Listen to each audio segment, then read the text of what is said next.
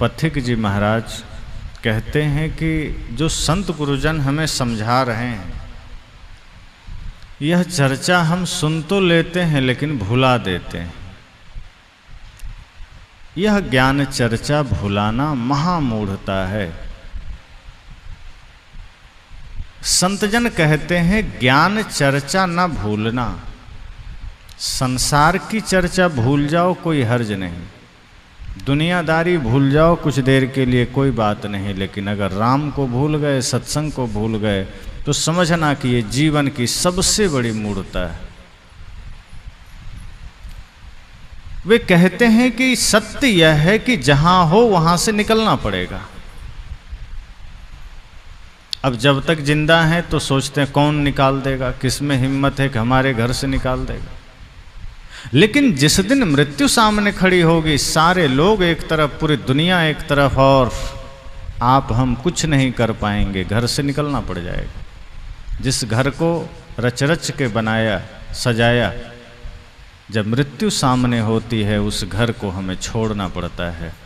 और घर क्या, जिस शरीर को हमने इतना सजाया, संवारा, माना, उस शरीर को भी हमें छोड़ना पड़ता है। संत कहते हैं जहां रह रहे हो निकलना पड़ेगा, नहीं चाहने पर भी चलना पड़ेगा। कौन चाहता है मरे? किसी को कहो अंतिम समय है, कहते नहीं अभी कहाँ, अभी तो बहुत जीना है। एक बूढ़ा आदमी भी नहीं चाहता कि मृत्यु आए, और परिवार के लोग भी नहीं चाहते। अगर कोई मृत्यु शैया पर भी लेटा हो तो वो आदमी सोचता है कि अभी भी दवा मिल जाए, डॉक्टर मिल जाए और हम ठीक हो जाएं। लेकिन जीवन की सच्चाई यह है कि मृत्यु सत्य है और कभी भी आकर के हमारे शरीर को ले जा सकती है। तो संत क्या कहते हैं, जहां रह रहे हो निकलना पड़ेगा, नहीं चाहने पर भी चलना पड़ेगा। जिसे त्याग कर हाथ मलना पड़ेगा, वहां मन फंसाना महामूढ़ता है। कहा अगर खुद से सब कुछ का त्याग करोगे तो आनंद है, लेकिन जबरदस्ती त्याग करवाया जाएगा तो हाथ मलोगे। जैसे अंत में सब छूटने वाला हो और यह तय हो जाए कि पुत्र छूटेगा, धन छूटेगा, परिवार छूटेगा, मकान छूटेगा, तब आदमी को लगता है व्यर्थ ही इसमें जोड़ने में समय खर्च किया। वह धन जोड़ लिए होते जो साथ जाता तो जीवन सफल हो जाता। उस धन को जोड़ने में जिंदगियां बर्बाद कर दी जो साथ नहीं जा सकता। वो धन है सत्य का धन, ज्ञान का धन, भक्ति का धन, प्रेम का धन।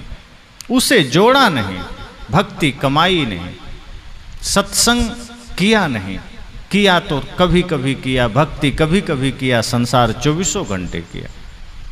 जो संसार साथ नहीं जाएगा, जो धन साथ नहीं जाएगा, उसके लिए हम 24 घंटे तत्पर होते हैं। लेकिन जो धर्म सदा साथ जाएगा उसके प्रति हम विमुख होते हैं। संत कहते हैं नहीं चाहने पर भी चलना पड़ेगा, जिसे त्याग हाथ मलना पड़ेगा, वहाँ मन फंसाना महामूढ़ता है। तो ये मूर्खता ही तो है कि बाहर मन फंसा हुआ है, ये जोड़ लें, ये कर लें। बहुत ऐसे लोग होते हैं जिन्हें कहा जाए सत्संग में चलोगे, क्या करें, बड़ा काम है, काम खत्म हो जाए तो चलेंगे। अब काम तो जीवन भर खत्म नहीं होगा, और सत्संग में चूक गए तो दोबारा मिले ना मिले। और सत्संग सामने हो और कोई कहे कि काम है, इसका मतलब समझ जाइए कि उनके लिए पहले नंबर पर धन है, संसार है, सत्संग दूसरे तीसरे नंबर पर है। और जब तक हमने धर्म को, सत्संग को दूसरे तीसरे चौथे नंबर पर रखा है, जीवन में कोई सुख नहीं मिल सकता। संतजन कहते हैं परिवार की जिम्मेदारी है, कोई बात नहीं, करिए काम, सब कुछ देखिए, लेकिन ये जान लीजिए कि ये सब एक दिन नहीं रहेगा, छूट जाएगा। और जो रहेगा, अगर उसका अवसर आ जाए, जो सत्संग जीवन में सबसे बड़ा धन है, जो सत्संग जीवन में सबसे बड़ी संपत्ति है, अगर उसका कभी मौका आ जाए तो संत जन कहते हैं 1000 काम छोड़ के चाहे पल भर के लिए हो चले जाना। क्योंकि संसार का काम तो प्रतिदिन चलता रहेगा, दुनियादारी तो प्रतिदिन चलती रहेगी, लेकिन सत्संग प्रतिदिन नहीं मिलता है, संत का दर्शन प्रतिदिन नहीं मिलता है। गुरु का दर्शन प्रतिदिन नहीं मिलता है। इसलिए संत जन कहते हैं प्रयास करना, कोशिश करना कि जब भी सत्संग का अवसर आवे समय निकालिए, जरूर जाइए, क्योंकि वहीं से उस धन का पता मिलेगा जो साथ जाएगा। और यदि सत्संग में नहीं गए और दुनियादारी में लगे रहे तो मिल तो जाएगा, धन कमा लेंगे। टाटा, बिड़ला, डालमिया, अंबानी, अडानी जैसे खूब धन कमा लेंगे। रतन टाटा जी बहुत धन कमाए, लेकिन गए तब क्या लेकर गए? खाली हाथ गए। सब कुछ यही है, एक भी तिनका वो लेकर नहीं गए, लेकिन जो उन्होंने धर्म कमाया था वो साथ लेकर गए, वही उनकी चर्चा है। अब कोई नहीं कहेगा कि रतन टाटा बहुत धनी थे, वो लोग यही कहेगा कि वो बड़े अच्छे आदमी थे, धार्मिक आदमी थे, वो बड़े पुण्यात्मा थे। इसका मतलब है व्यक्ति की तुलना, व्यक्ति की पहचान धर्म से होती है, धन से नहीं होती। धन कितना कमाया, 1 महीने, 1 साल, 5 साल आपकी पहचान बनेगी। एक दिन धन भी खो जाएगा, फिर आपकी पहचान खो जाएगी। कोई बहुत बड़ा पद प्राप्त कर ले, प्रधानमंत्री का, राष्ट्रपति का, कितने दिन उसकी पहचान रहेगी? मान लीजिए मनमोहन सिंह जी भारत के प्रधानमंत्री थे, कितने लोग हैं जो अब उनको याद करते हैं? अब इस दुनिया में भी नहीं बेचारे। जब तक प्रधानमंत्री थे रोज सब कोई जानते थे, रोज नाम लेते थे, जब नहीं रह गए तो कोई पूछने वाला भी नहीं। मोदी जी प्रधानमंत्री हैं, जब नहीं रहेंगे तो इनको पूछने वाला कोई नहीं होगा। तो पद बाहर से मिलता है और पद हमारी पहचान नहीं है। रूप बाहर से मिलती है, रूप हमारी पहचान नहीं है। धन बाहर से मिलता है, धन हमारी पहचान नहीं। अब जैसे कोई कहे हम तो बड़े रूपवान हैं, यही हमारी पहचान है, बुढ़ापा आते आते रूप भी ढल जाता है, रूप का भी कोई मतलब नहीं। तो रूप भी हमारी पहचान नहीं है, क्षणिक है। पद क्षणिक है, धन क्षणिक है, मिलता है, छूट जाता है, बिखर जाता है। लेकिन जिसने जीवन में भक्ति प्राप्त कर ली है, धर्म प्राप्त कर लिया है, वो इस धरती से चला भी जाएगा, सदियों सदियों तक उसका नाम रहेगा, उसकी पहचान रहेगी। क्योंकि जिसने धर्म से अपने को जोड़ा है उसकी पहचान कभी मिटती नहीं। जिसने सिर्फ धन से जोड़ा है, शरीर को बढ़िया साधन तो हम दे देते हैं, खाना पीना कपड़ा मकान सब दे देते हैं, बढ़िया गाड़ी दे देते हैं, लेकिन जिस दिन शरीर बिखरता है, राख बन जाता है, उसके बाद हमारी पहचान भी खो जाती है। लेकिन जब हम धर्म से जुड़ते हैं तो धर्म हमारे जीवन को शाश्वत बना देता है।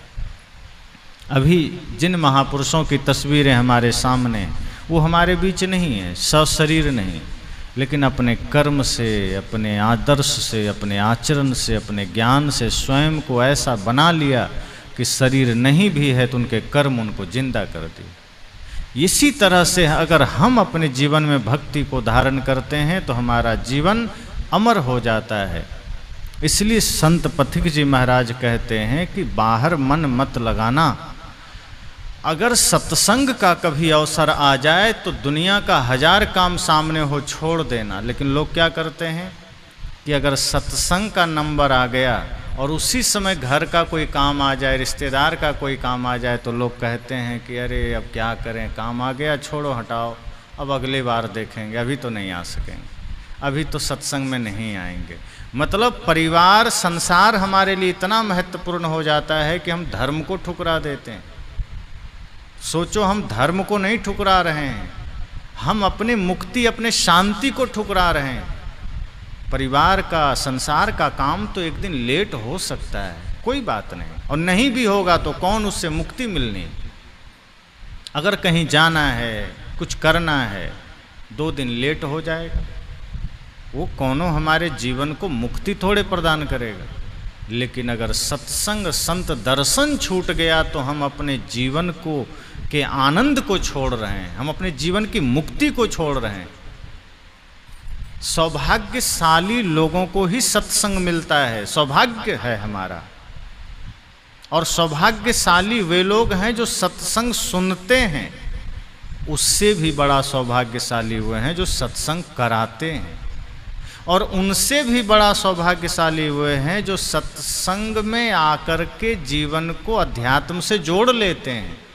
और उनसे भी बड़ा सौभाग्यशाली वो हैं जो सन्यास ले लेते हैं, क्योंकि यह जीवन मुक्ति के लिए है, यह जीवन मोक्ष के लिए है। अभी आप सुने थे कि आप अगर एक पिता होने का धर्म निभा रहे हैं तो आप पुरुषार्थ नहीं कर रहे हैं, अगर आप पत्नी होने का धर्म निभा रहे हैं तो आप पुरुषार्थ नहीं कर रहे हैं। संसार में ये सिखा दिया गया कि अगर आप बढ़िया पत्नी बनकर हैं तो आप पुरुषार्थ कर रहे हैं, आप बढ़िया पति बनकर हैं तो पुरुषार्थ कर रहे हैं, बढ़िया बेटा हैं, बेटी हैं, भाई हैं, बहन हैं, आप पुरुषार्थ कर रहे हैं। आप सड़क में झाड़ू लगा दिए, पुरुषार्थ कर रहे हैं। कृष्ण कहते हैं नहीं, ये सब तो बाहर की कुछ जिम्मेदारियां हैं, ठीक है, इसमें ईमानदार रहिए, इसमें जिम्मेदार रहिए, लेकिन पुरुषार्थ वह नहीं है। पुरुषार्थ है जो आत्मा को जान लिया, वो पुरुषार्थ है। जो मुक्ति की साधना कर रहा है वो पुरुषार्थ है। जो कल्याण के मार्ग में चल रहा है वह पुरुषार्थ है। अगर आपने सिर्फ पारिवारिक व्यवस्थाओं को ठीक कर लिया, अगर आपने सिर्फ सामाजिक व्यवस्थाओं को ठीक कर लिया और जीवन में मुक्ति का कोई आनंद नहीं है, मुक्ति की कोई प्यास नहीं है, तो आप पुरुषार्थ नहीं कर रहे।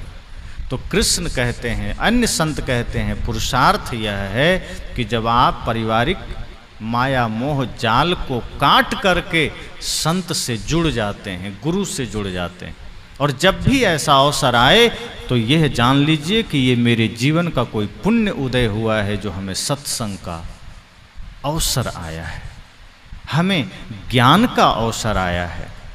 ऐसे सत्संग का अवसर पाकर के अगर आपने उस सत्संग का लाभ ले लिया तो समझो जीवन के कितने पाप कट जाते हैं, कितने खुशियां हमें मिल जाती है, कितनी शांति मिल जाती है।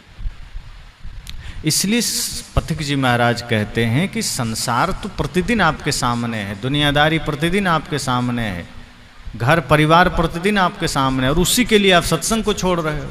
जो संसार आपको दुख दे रहा है, जो परिवार आपको दुख दे रहा है, कभी बेटा कभी बहू आपके दुख का कारण बनती, कभी बेटा ठीक है बहू भी ठीक है, कभी पति दुख का कारण बन जाता है, कभी सास ससुर दुख के कारण बन जाते हैं, कभी पड़ोसी दुख के कारण बन जाते हैं, कभी पति ठीक है, कभी बेटे दुख का कारण बन जाते हैं। संसार तो है ये। और किसी का व्यवहार ठीक है, आपको अच्छा लगा, लेकिन वो मुक्ति का मार्ग नहीं है। अगर परिवार में सब कुछ ठीक है तो क्या मिलेगा? ठीक है तो क्या मिल जाएगा? अगर परिवार में सब अच्छा है, कोई लड़ाई झगड़ा नहीं है, तो क्या मुक्ति मिल जाएगी? नहीं, वो ठीक है, आपका व्यवहारिक जीवन सुखद हो जाएगा, लेकिन आध्यात्मिक जीवन में तो आपने कुछ नहीं किया। अगर मिट्टी शुद्ध है तो अच्छी बात है, शुद्ध है। अब शुद्धता ही सिर्फ उसकी महानता या परिचय का कारण तो नहीं बनेगा कि मिट्टी शुद्ध है, उस पर कोई कचरा नहीं। अब उस मिट्टी का जीवन में सदुपयोग क्या है? अगर मिट्टी शुद्ध है और मैदान में पड़ी है, खेत में पड़ी है, तो खेत में पड़ी है, क्या उपयोग? लेकिन जब उस मिट्टी का या तो घड़ा बन जाता है या मूर्ति बन जाती है तो वही मिट्टी पूजनीय हो जाती है, वही मिट्टी जीवनदायिनी हो जाती है। हमारा भी घर ठीक है, लड़ाई नहीं है, झगड़े नहीं है, हम जी रहे हैं, खा रहे हैं, पी रहे हैं, तो समय ही तो बिता रहे हैं, शरीर का सदुपयोग कहाँ कर रहे हैं? टाइम पास ही तो कर रहे हैं। कोई नशा करता है वो दुरुपयोग कर रहा है, हम तो सदुपयोग भी नहीं कर रहे, दुरुपयोग भी नहीं कर रहे। जब शरीर रूपी मिट्टी का हम सदुपयोग करते हैं, शरीर रूपी मिट्टी का हम सुंदर कार्यों में उपयोग करते हैं, तब शरीर सार्थक बनता है।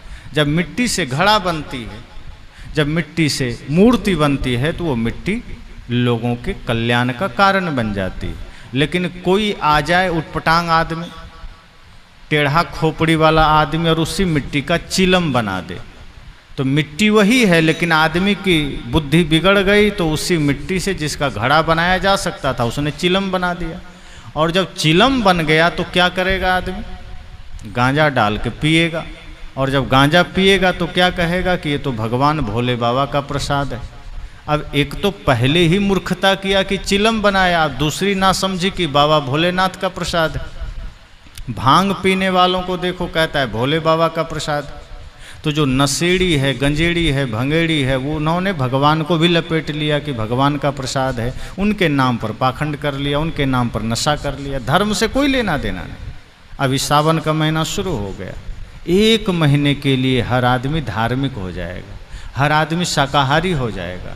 हम रास्ते में आ रहे थे तो वे होटल्स जो 1 नंबर का मांसाहारी था उतना दूर में स्टिकर लगा दिया शुद्ध शाकाहारी होटल, 1 महीने के लिए। अब 1 महीने के लिए धार्मिक होने का क्या अर्थ है? अगर 11 महीना आप पाप कर रहे हैं, हत्या कर रहे हैं, नशा कर रहे हैं, मांस खा रहे हैं, 1 महीने के लिए सत्संगी बन गए तो 1 महीना किसी काम का है क्या? इसका मतलब है आप सीजनेबल धार्मिक बने हैं, सीजन आया धार्मिक बन गए, बाकी समय में आप फिर अधार्मिक बन जाएंगे, पापी बन जाएंगे, छली कपटी बन जाएंगे, मांसाहारी बन जाएंगे, साकट बन जाएंगे। संतजन कहते हैं धर्म तो ऐसा जागृत हो कि आप 24 घंटा धार्मिक बनिए। ये 1 महीना सावन का धार्मिक राक्षसों की तरह है। जैसे राक्षस लोग पहले होते थे तो जब वो पूजा करते थे तो मांस मछली मदिरा छोड़ देते थे, पूजा करते थे और भगवान की आराधना करते थे और ऐसा दिखाते थे कि उससे बड़ा भक्त कोई नहीं है। और भगवान के लिए भी कहा जाता है वो इतने भोले भाले होते थे कि उसकी भक्ति पर रीझ कर वरदान दे के चले जाते थे, और जैसे ही वरदान पाता था पूरा हंसते हुए जाता था और फिर लोगों को सताता था, मारता था, धर्म का विरोध करता था, पूजा पाठ का विरोध करता था। यही आज के धार्मिक कर रहे हैं। 1 महीना के लिए मांस छोड़कर, मदिरा छोड़कर वो ऐसा धार्मिक बन जाता है कि दूसरा धार्मिक जो सच में धार्मिक है वो भी फीका पड़ जाए। जो नकली धार्मिक होते हैं उसकी धार्मिकता इतनी बड़ी हो जाती है, वो इतना बड़ा हो जाता है कि असली फीका पड़ जाता है, असली लोग नकली दिखने लग जाते हैं। तो यह धार्मिकता किस काम का? 1 महीने की धार्मिकता किसी काम का नहीं है। फिर वो बाद में वही छल करेंगे, वही हत्या करेंगे, वही लूटपाट करेंगे। धर्म का अर्थ है जो 24 घंटे जीवन में रहे। धर्म का अर्थ है जो पल पल हमारे जीवन में रहे। हमारा देखना, सोचना, सुनना, बोलना, करना सब कुछ धर्ममय हो जाए। तो संत कहते हैं कि धर्म को भी आपने कालखंड में कर दिया कि जब समय मिलेगा कर लेंगे, जब समय मिलेगा पूजा कर लेंगे, जब समय मिलेगा व्रत कर लेंगे। अब व्रत भी हम बाहर बाहर करते हैं, पूजा भी बाहर बाहर करते हैं, आराधना भी बाहर बाहर करते हैं। भीतर से कोई लेना देना नहीं। मन गंदा पड़ा है, बाहर उपवास चल रहा है। मन में कचरा भरा है, बाहर तीर्थों की यात्रा चल रही है। संत जन कहते हैं अगर सच्चा व्रत करना है तो सत्य को धारण करो।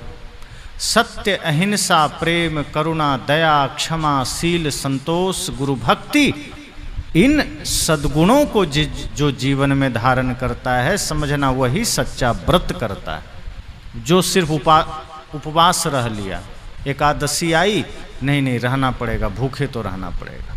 अब एकादशी के दिन भूखे रह लिए तो क्या कहोगे? भगवान प्रसन्न हो जाएंगे? तब तो जितने लोग दुनिया में भूखे रहते हैं उनका तो रोज एकादशी। इस धरती पर कितने ऐसे लोग फुटपाथ पर हैं जो रोज भूखे रह जाते हैं, उनका तो बढ़िया से एकादशी हो गया। फिर तो भगवान को सबसे ज़्यादा प्रसन्न उन्हीं पर होना चाहिए, लेकिन बेचारे दरिद्रता में भटक रहे हैं, आपसे अन्न मांग रहे हैं, आपसे पैसा मांग रहे हैं, अब मिलता कुछ नहीं है। भगवान की कोई कृपा नहीं मिलती। हम सोचते हैं हम भूखे रह के भगवान की कृपा पा लेंगे। भगवान की कृपा आपके भूखे रहने से नहीं मिलती। अब भूखे आप रहे, उनको क्या हो गया? भगवान को इससे क्या मिल गया? आप भूखे रह जाएं, आप बिना कपड़े के रह जाएं, भगवान को इससे क्या मिल जाएगा? आदमी सोचता है कि हम प्यासे रहकर, भूखे रहकर भगवान को मनाएंगे। भगवान को अगर रिझाना है, मनाना है तो भूखे नहीं रह के मनाना, सात्विक बन के रिझा सकते हैं, धर्मात्मा बन के रिझा सकते हैं। और जो धर्मात्मा बन गया, सात्विक बन गया, जो अपने जीवन में सत्य, हिंसा, प्रेम, करुणा, दया, क्षमा, शील, संतोष, गुरु भक्ति को धारण कर लिया, वो सच्चा व्रती हो गया। तो जिसने सत्य को धारण किया वास्तव में वह व्रत कर रहा है। और ये आप प्रतिदिन कर सकते हैं। कोई ज़रूरी नहीं कि महीना में 1 दिन एकादशी आएगी तभी आप एकादशी व्रत करेंगे। अगर रोज़ सत्य का पालन कर रहे हैं, रोज़ व्रत है। रोज़ आप मीठा बोलते हैं, आपका रोज़ व्रत है। रोज़ अगर आप स्नान आदि करके भोजन बनाते हैं, सात्विक मन से बनाते हैं, सफाई के साथ बनाते हैं, पवित्र भाव से आप जीवन जीते हैं तो आपका रोज़ व्रत है। अब 1 दिन एकादशी आई तो उस दिन सारा तामझाम करेंगे, सारा कबाड़ साफ करेंगे, बढ़िया स्नान करके अगरबत्ती जला के, धूप दीप जला के उपवास रह लेंगे, शाम को पूजा करके फिर खा लेंगे। कई बार आदमी जिस दिन व्रत करता है उस दिन ज़्यादा खाता है, मीठा खाता है, नमक छोड़ देता है कि आज हम व्रत हैं, नमक नहीं खाएंगे। तो नमक में कौन झंझट? भाई नमक नहीं खाओगे, मीठा तो पेट में नहीं जाएगा क्या? जब उपवास रहना है, व्रत रहना है, तो फल भी तो पेट में ही जाएगा। तो लोग खीर खाएंगे, मिठाई खा लेंगे, फल खा लेंगे, बल्कि और दिन के अपेक्षा ज़्यादा खा लेंगे कि पता नहीं शाम तक कब भोजन बने न बने, कब पूजा होगी, तो कंठ तक फल ही ठूंस लेता है और कहता है हम तो व्रत कर रहे हैं। ये व्रत नहीं है। भगवान के लिए अगर सच्चा व्रत करना है तो ये समझो कि भगवान का स्वरूप क्या है, वो निर्विकार हैं, तो निर्विकार बनो।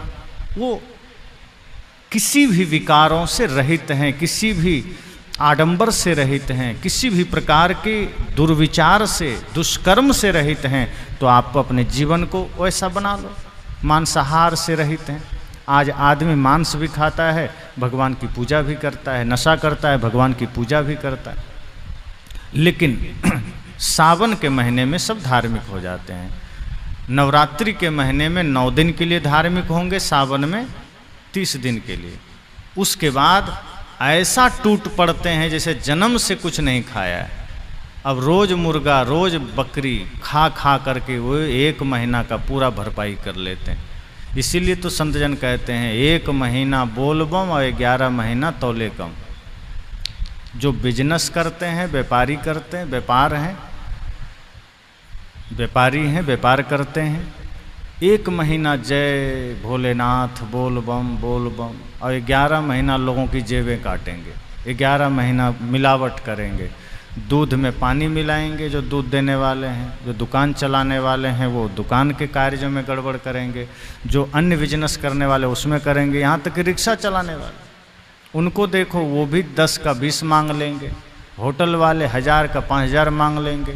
हर कोई इसी फिराक में है कि कहाँ से हमको थोड़ा सा ज़्यादा मिल जाए। ईमानदारी से हम कमाना नहीं चाहते कि ईमानदारी से जो मिलेगा वो टिकेगा। ध्यान रखना, ईमानदारी के अतिरिक्त अगर हमने सुरसा की तरह मुंह फैला दिए, जैसे सुरसा ने मुंह फैलाया था हनुमान जी को निगलने के लिए, हम भी लोभ लालच में इतना मुंह फैला देते हैं कि दुनिया की सारी दौलत मेरी हो जाए। करोगे क्या? पाप से, लोभ के साथ कमाया हुआ कुछ भी क्या कर लोगे? ईमानदारी और सत्यनिष्ठा से अगर आपने 1 तिनका भी कमाया है वो लाखों पर भारी, और उससे जो आनंद की अनुभूति होगी, उससे जो प्रेम की अनुभूति होगी वो कभी नहीं होगी। इसलिए संतजन कहते हैं धार्मिक 24 घंटा बनो, यही व्रत है। सत्य में रहो, प्रेम में रहो, सबसे मीठा बोलो, इससे बड़ा व्रत और कुछ नहीं। लेकिन हम बाहर सब कुछ करना चाहते हैं, बस जीवन को व्यवस्थित नहीं कर पाते, हम जीवन को धर्म से नहीं जोड़ पाते। आज आदमी का जीवन अव्यवस्थित हो गया है। आज आदमी नहीं है। आदमी के शहर में मैं खोजता हूँ आदमी के ही शहर में खो गया है आदमी, समझ में आता नहीं क्या कर रहा है आदमी से ही अब डर रहा है आदमी को मारकर घर भर रहा है आदमी का जीवन आदमी का नहीं है, सकल आदमी का है, अकल जानवरों का हो गया। बल्कि जानवर ठीक है, जानवर अपने नियम में है, प्रकृति में है। किसी भी जानवर को आप देख लो, वो प्रकृति में है, वो अपने धर्म से नहीं भूला, धर्म से नहीं भटका। और कुछ जानवर जो थोड़ा सा धर्म से भटके भी हैं वो आदमी के संग में आकर, जैसे कुत्ता है, बिल्ली है, या गाय भैंस बैल बकरी है, जो आदमी के संग में रहने लगा वही बीमार भी हो रहा है और वही थोड़ा धर्म से भटक भी रहा है। लेकिन जो आदमी से दूर है वो सब प्रकृति पर है, प्रकृति के अनुसार जी रहा है। पर आदमी इतना विकृत जीवन जीने लगा कि ना सोने का ठिकाना, ना जगने का ठिकाना, ना खाने का ठिकाना, ना बोलने का ठिकाना। दिन रात आदमी अवसाद में जीता है, टेंशन में जीता है। दिन रात आदमी डिप्रेशन का शिकार हो रहा है। एक शब्द भी बोलना हो हमारे भीतर से आग निकलती, प्रेम कहीं है ही नहीं, व्यवस्थित हमारा जीवन नहीं है। संत जन कहते हैं एक बार आनंद में उतर के तो देखो, यही जीवन हल्का हो जाएगा। अभी हमारा जीवन भारी लगता है, कुछ भी करना हो भारी लगता है, सहजता जीवन में नहीं है, जानवर की भांति हम जीते हैं। अब जो संत जन कहते हैं कि ब्रह्म मुहूर्त के समय में अगर कोई उठा नहीं, वो जीवन में क्या करेगा? अगर जो समय से सोया नहीं, वो जीवन में क्या करेगा? हमें लगता है कुछ भी उटपटांग करके हम जीवन में कामयाबी तो हासिल कर लेंगे, लेकिन इंसानियत हासिल नहीं कर सकते, आदमियत हासिल नहीं कर सकते। यह सत्संग हमारे जीवन को व्यवस्थित करता है कि समय से विश्राम करिए, ताकि रात्रि का जो प्रहर है आप शरीर को बढ़िया से विश्राम दे सकें। और सुबह जो ब्रह्म मुहूर्त का समय है, वैसे तो 3:30 बजे के बाद शुरू हो जाता है, लेकिन आप 4 बजे 5 बजे कम से कम जागृत हो जाइए और आत्मचिंतन करिए, आत्ममंथन करिए, ध्यान करिए, योग करिए, अध्ययन करिए। वह समय सोने के लिए नहीं है, लेकिन आज का अधिकांश 90% बल्कि 99% हमारा भारत और दुनिया सुबह ब्रह्म मुहूर्त में सो रहा है। अब जिसने ब्रह्म मुहूर्त में अपने समय को सोने में बिता दिया, वो इस अपने लिए तो कुछ नहीं ही कर सकता, समाज के लिए भी नहीं कर सकता। और जो इस तरह से जीवन जिएगा, जिसका ना खाना ठीक, ना जीना ठीक, ना चलना ठीक, वह व्यक्ति हो ही नहीं सकता। वो आदमी फिर अपने आदमियत से नीचे गिर जाता है। तो सद्गुरु कहते हैं सत्संग का अवसर आए तो उसे चूकना मत। बिरले को यह अवसर आता है, बहुत सौभाग्य से यह समय आता है। और कई बार तो होता है कि जो दूर से हैं उनको सत्संग का सौभाग्य मिल जाता है, जो निकट होते हैं वही चूक जाते हैं।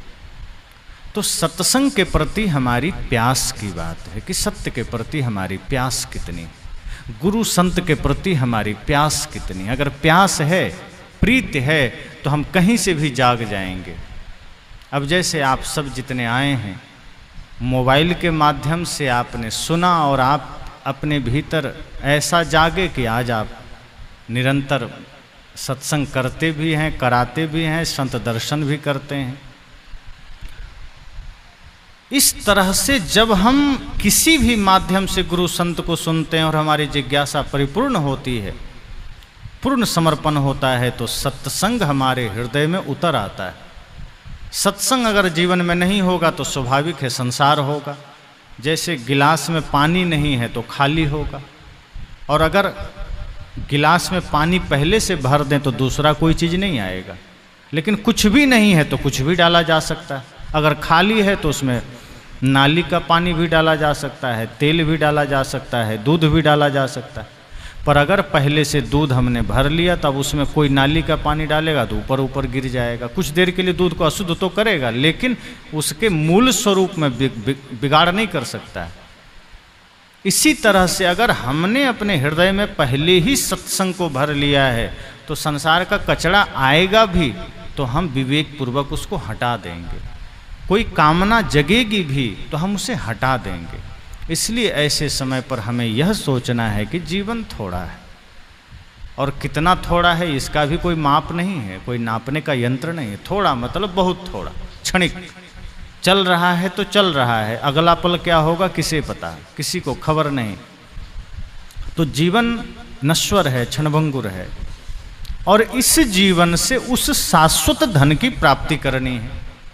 जैसे 3 घंटे का समय मिलता है एग्जाम में, परीक्षा में, लेकिन वही 3 घंटा व्यक्ति के साल भर तय कर देता है, अगला क्लास तय कर देता है। इसी तरह से यह मनुष्य जीवन हमें समझो थोड़ा सा मिला है 3 घंटे के लिए, इसमें भी 3 घंटा है। जैसे परीक्षा में 3 घंटा है, वैसे हमारे जीवन में 3 घंटा है। कौन कौन है?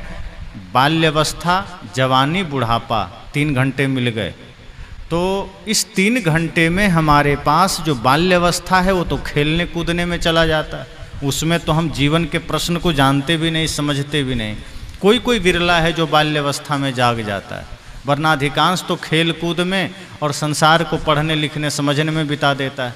अब दूसरा घंटा शुरू होता है जवानी में, तो जवानी में कामनाएं जागृत होती है, धन कमाने की कामना, बच्चे, परिवार, पत्नी की कामना, समस्त कामनाओं का बोझ लेकर हम जवानी गंवा देते हैं। दूसरा घंटा भी चला गया, और तीसरे घंटे में जब धर्म थोड़ी थोड़ी जागृत होती है तो शरीर इतना लाचार हो जाता है कि हम ध्यान योग तप नहीं कर पाते हैं, और इस तरह हमारा तीसरा घंटा भी चला जाता है। अंत में मृत्यु हमारी कांपी छीन लेती, यह शरीर हमसे वापस ले लेती। अब उस वक्त आदमी कहता है थोड़ी मोहलत और दे दो, थोड़ा धर्म कर लें।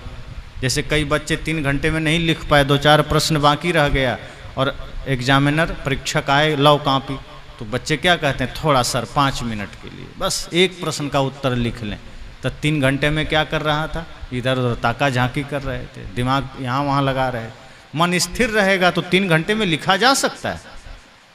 इसी तरह से अगर हम जवानी में जाग गए और बाल्यावस्था में जाग गए तब तो कल्याण है। जैसे हम लोग बाल्यावस्था में इस मार्ग में आ गए, माता पिता गुरु दादा दादी की कृपा कि बाल्यावस्था में ही यह ज्ञान जग गया। 8 वर्ष की अवस्था में परम आराध्य सदगुरु अभिलाष साहेब जी से माला मिल गई। जीवन में उसी समय धर्म की जागृति हुई, ज्ञान का बीज पड़ गया। 13 वर्ष की अवस्था होते होते गुरुदेव के शरण में आ गए, आज आपके बीच इस रूप में। तो बहुत कम ऐसे लोगों का सौभाग्य होता है जो बाल्यावस्था में जागृत हो जाएं, लेकिन फिर जवानी हमारे सामने है। अगर हम उसमें जागृत हो गए तो हम अपने जीवन के प्रश्नों का उत्तर खोज सकते हैं, हम अपने जीवन का समाधान कर सकते हैं। लेकिन नहीं, उसे भी हम कामना में गंवा देते हैं, उसे भी हम संसार में गंवा देते हैं, और जब बुढ़ापा आती है तो हम लाचार हो जाते हैं। इसलिए साहब ने कहा, सो मोरो मन कब भजी हो सतनाम। बालापन सब खेल गंवाए, जवानी में व्यापो काम, वृद्ध भय तन कांपन लागे, लटकन लागे चाम। कि जब शरीर बूढ़ा हो गया तो शरीर कुछ काम का नहीं रहा, फिर हम यहाँ वहाँ सोचते हैं कि काश जवानी में भजन कर लेते, कि काश भक्ति कर लेते। पर जब तक हमें समझ में नहीं आता तब तक संसार प्रिय लगता है, तब तक हम सारी शक्ति संसार में झोंक देते हैं, धर्म के प्रति हमारी प्यास नहीं जगती। सौभाग्य है हमारा आप सबका कि धर्म से आप जुड़ते हैं। अब कुछ लोग जुड़ते हैं, कुछ को जोड़ा जाता है। जैसे घरों में बच्चों को जो लोग धर्म से नहीं भी जुड़ते तो जोड़ दिया जाता है। अब छोटे छोटे बच्चे हैं, उनको गुरु दीक्षा दी जाती, तो कई लोग कुतर्क करते हैं कि बच्चे क्या जानते हैं, इनको दीक्षा देने का क्या अर्थ है, बड़ा होने दो। हमने कहा कि ये किसी नौकरी के लिए इसको नहीं ठेला जा रहा है, संसार की किसी वस्तु को प्राप्त करने के लिए नहीं ठेला जा रहा है। मन स्वतंत्र होता है, और अगर बाल्यकाल में इसे धर्म से नहीं जोड़ा गया तो बाद में इसे संभालना रोकना बहुत मुश्किल है। हाँ, संसार का कोई काम करना है तो उस पर छोड़ देना चाहिए कि जो इच्छा करे करो, लेकिन अगर आदमी को स्वतंत्र छोड़ दिया जाए बाल्यकाल से ही तो मन सदैव संसार में जाता है, वो धर्म में नहीं जाता। और अगर हम इस भरोसे छोड़ दें कि ये खुद ही सत्संग में आगे लग जाएगा तो मन कभी लगने नहीं देगा।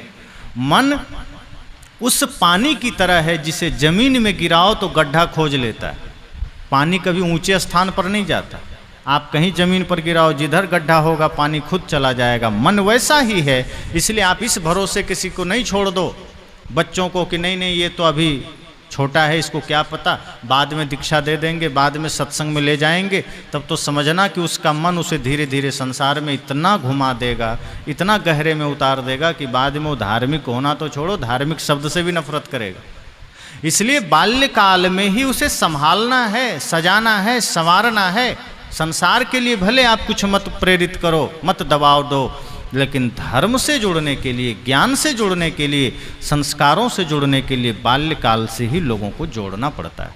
अब उसी में कोई एक अच्छा गृहस्थ बनकर जीता है, कोई संन्यास लेकर जीता है, कोई दिक्कत नहीं। अगर एक सच्चा गृहस्थ भी बनकर हम जी रहे हैं, आप अगर गृहस्थ जीवन से आते हैं और मन वचन कर्म से निर्मल जी रहे हैं तो आपके जीवन में संतत्व है, आपके जीवन में ज्ञान है। ऐसा नहीं है कि कोई विरक्त हो गया वही मोक्ष का अधिकारी है। जो परिवार में रहते हैं, अगर वहाँ रहते हुए माया मोह से दूर हैं, अनासक्त हैं, निष्काम हैं, तो वो भी मोक्ष का अधिकारी है। तो इस तरह से कुछ लोग स्वतः लगते हैं, कुछ को लगाया जाता है, लेकिन जिन्हें लगाया जाए उन्हें भी अपना सौभाग्य समझना चाहिए कि किसी न किसी भांति हमें गुरु संत का दर्शन मिला, सत्संग मिला। संसार तो सब जगह मिलेगा, सत्संग स्थल से हटो संसार मिल जाएगा। जो कुछ देखो संसार ही तो है, जो कुछ देखो माया ही तो है। गो गोचर लग जहाँ मन जाए सो सब माया जाने हो भाई, जहाँ भी दृष्टि जाएगी सब माया है। उसके लिए मेहनत नहीं करना पड़ेगा, मेहनत श्रम तो सत्संग के लिए करना पड़ता है, ज्ञान के लिए करना पड़ता है। आप बाहर निकलो नहीं कि माया सामने है तो कुछ थोड़े करना है, प्रयास और तपस्या सत्संग के लिए करना है।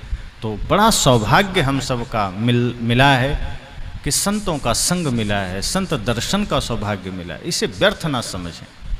और जब तक जीवन है जागृत होकर जिए कि दोबारा पता नहीं मानव जीवन मिले न मिले। यह जीवन मुक्ति के लिए मिला है, साधन धाम मोक्ष कर द्वारा। यह साधन है मोक्ष तक जाने का। इसे हम संसार में रच पच करके नहीं गंवा सकते। संसार के प्रति जो छोटे छोटे दायित्व हैं उसको निष्काम भाव से करें और यह समझें कि शरीर तो मोक्ष तक जाने का साधन है, हमें वही काम करना है, हमें वही लक्ष्य प्राप्त करना है। जब इस भांति चलेंगे तब मनुष्य जीवन सार्थक होगा, तब मनुष्यता आएगी। और आपकी पहचान आपके स्वभाव से है, आपके धन पद से नहीं होगा कि आप कितने धनिक हैं, कितने पद वाले हैं, वो सब मिटेंगे। लेकिन आपका स्वभाव कैसा है लोग इसको देखेंगे, जानेंगे। अगर स्वभाव बढ़िया है तो आपकी पूजा होगी। रावण तो सोने की लंका में था, इतना ज़्यादा धन तो किसी के पास नहीं था, कुबेर भी गरीब थे उसके सामने। और राम जी जंगल में कुटिया में रहते थे, लेकिन दोनों के आनंद और दोनों के परमानंद में कितना फर्क था। राम जंगल में रहकर, कुटिया में रहकर भी परमानंद में थे, आनंद में थे, और रावण सोने की लंका में रहकर भी भयभीत था, पीड़ा में था, व्याकुलता में था। अगर हम सोचते हैं कि ज़्यादा धन आ जाएगा तो सुख आ जाएगा, सुख धन से नहीं आता, धन से सुविधा आती है, सुख धर्म से आता है। सुविधा प्राप्त करनी है तब धन चाहिए, सुख चाहिए तो कभी मत सोचिए कि धन से सुख आएगा। धन में सुख ढूंढने वालों धनवानों से पूछ लो। धनवानों से जरा पूछना कि कितना सुख है धन में। मेडिकल स्टोर पर जाना और पूछना कि आपके यहाँ जो नींद की गोलियाँ हैं कौन ले जाता है, तो कहेगा जितने धनिक हैं सब ले जाते हैं। इसका मतलब धन में सुख नहीं है। सुख आपके भीतर जो सद्गुण आ जाए, संतोष आ जाए तब सुख आता है, धन से नहीं आता। धर्म आ जाए तब सुख है।